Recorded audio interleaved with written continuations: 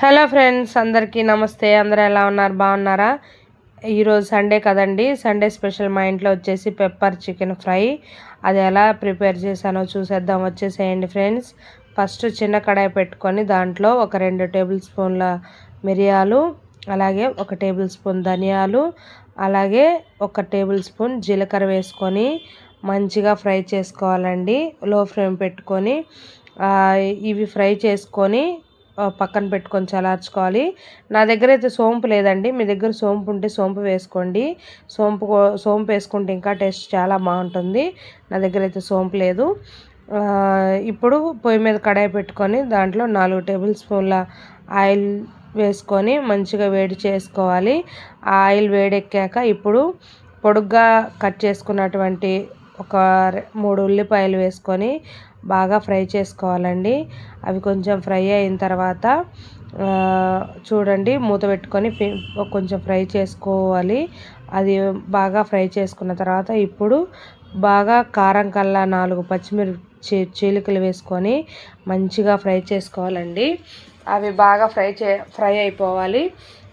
ఎందుకంటే మనం ఇందులో కారం వాడం కాబట్టి ఈ పచ్చిమిర్చిలో వచ్చే ఘాటు, అలాగే మిరియాలతోటి వచ్చే కారము, ఈ రెండిటితోటే ఈ కర్రీ కారం అనేది బ్యాలెన్స్ అవుతుంది. ఇప్పుడు ఫ్రెష్గా రుబ్బి పెట్టుకున్నటువంటి అల్లం వెల్లుల్లి పేస్ట్ వేసుకోవాలి.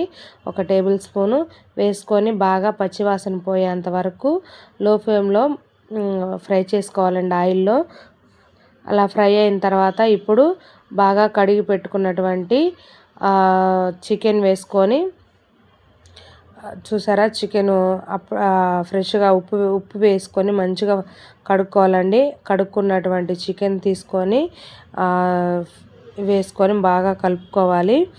అలాగే ఈ చికెన్లో వాటర్ పోయాల్సిన అవసరం లేదండి. ఎందుకంటే చికెన్లో వచ్చే వాటర్ తోటే కుక్ అయిపోతుంది. మంచిగా మూత పెట్టుకొని ఒక 5 నిమిషాలు ఉడికించుకోవాలి. చూసారా, మొత్తం అల్లం పేస్ట్ అంతా ఆయిల్లో కలిసేంత వరకు చికెన్ కలుపుకొని ఒక 5 నిమిషాలు మూత పెట్టుకొని మగ్గించుకోవాలి. అవి మగ్గిన తర్వాత ఒకసారి మూత తీసి కొంచెం పసుపు, అలాగే కొంచెం సాల్ట్, మీ టేస్ట్కి సరిపడేంత వరకు సాల్ట్ వేసుకొని కలుపుకొని మూత పెట్టేసుకోవాలండి. బాగా కలుపుకొని, ఎందుకంటే నీచు వాసన అనేది రావద్దు, అట్లా కలుపుకొని మంచిగా మూత పెట్టేసుకొని ఆ చికెన్లో వచ్చేటువంటి వాటర్ తోటే చికెన్ ఉడికించుకోవాలి. బాగా కలుపుకొని మూత పెట్టేసుకుందాం. ఇప్పుడు చూసారా, సాల్ట్ వేసుకోవాలండి. టేస్ట్కి సరిపడంత సాల్ట్ వేసుకుంటే సరిపోతుంది. ఎవరు అంటే మీరు ఎక్కువ తింటా అంటే కొంచెం ఎక్కువ వేసుకోండి, తక్కువ తింటా అంటే తక్కువ వేసుకోండి. నేనైతే నాకైతే అందాజుగా వేసేస్తాను. నేను స్పూన్లు అట్లా ఏం తీసుకోను. ఇది చూసారా, బాగా చికెన్లో నీళ్ళన్నీ బాగా ఊరిపోయి ఆయిల్ పైకి తేలింది కదా. ఈ స్టేజ్లో మనం ముందుగానే వేయించి పెట్టుకున్నటువంటి పొడిని మిక్సీ చేసుకున్నాం కదా, ఆ పొడిని వేసుకొని మంచిగా కలుపుకోవాలండి. బాగా ఆ పొడి అంతా చికెన్కి పట్టి కర్రీలో మొత్తం మిక్స్ అయ్యేలాగా కలుపుకోవాలి. చూసారా, చూడటానికి ఎంత బాగా అనిపిస్తుందో. కూర కూడా అలాగే చాలా టేస్టీగా ఉంటుందండి. బాగా కలుపుకొని ఒక 5 నిమిషాలు మళ్ళీ మూత పెట్టుకొని మధ్య మధ్యలో కలుపుతూ ఉండాలండి, లేకపోతే మాడిపోతుంది.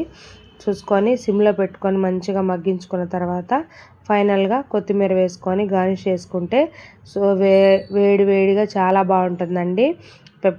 చూసారా, పెప్పర్ చికెన్ ఫ్రై రెడీ అయిపోయింది. చాలా బాగుంది. మీరు ట్రై చేయండి, చాలా బాగుంటుంది. నా వీడియో నచ్చినట్టయితే ప్లీజ్ లైక్ చేయండి, కామెంట్ చేయండి, సపోర్ట్ చేయండి ఫ్రెండ్స్. ప్లీజ్ ఫస్ట్ టైం ఎవరన్నా నా ఛానల్కి వచ్చినట్లయితే నా ఛానల్ సబ్స్క్రైబ్ చేసుకోండి. మీరు ట్రై చేసి కర్రీ టేస్ట్ ఎలా వచ్చిందో నాకు కామెంట్ సెక్షన్లో కామెంట్ చేయండి. నచ్చిందా? ప్లీజ్ సపోర్ట్ చేయండి friends. Thank you so much. నా లైవ్కి వచ్చి సపోర్ట్ చేస్తున్న ప్రతి ఒక్కరికి పేరు పేరున థ్యాంక్ యూ అండి. చూడండి, కొత్తిమీర వేసుకొని స్టవ్ ఆఫ్ చేసేద్దాము. కర్రీ అయితే చాలా టేస్టీగా వచ్చింది. సూపర్ ఉందండి. అసలు ఈ పెప్పర్ చికెన్తో పాటు అలాగే రసము చేసుకుంటే ఇంకా టేస్ట్ సూపర్ ఉంటుంది. రసము అలాగే పెప్పర్ చికెన్ ఫ్రై రెండు కలుపుకొని తింటే కనుక టేస్ట్ ఇంకా అదిరిపోతుందండి. మీరు ట్రై చేస్తారా? ట్రై చేసి నాకు కామెంట్ సెక్షన్లో కామెంట్ చేసి చెప్పండి. థ్యాంక్ యూ అండి. లైక్ చేయండి, కామెంట్ చేయండి, సపోర్ట్ చేయండి.